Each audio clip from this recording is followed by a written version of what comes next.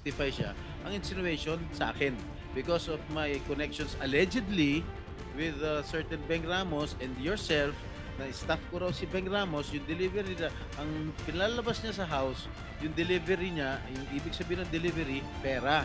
Na nag-deliver ka ng pera straight to my office. Yes.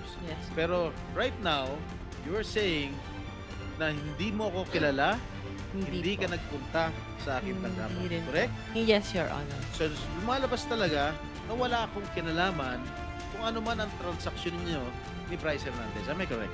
Yes, Your Honor. Sir, 1 second.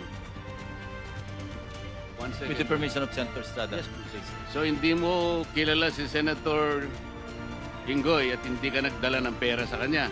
Hindi po. Kahit po kay Bryce, wala po akong dinalang pera. Okay. So talagang safe ka na.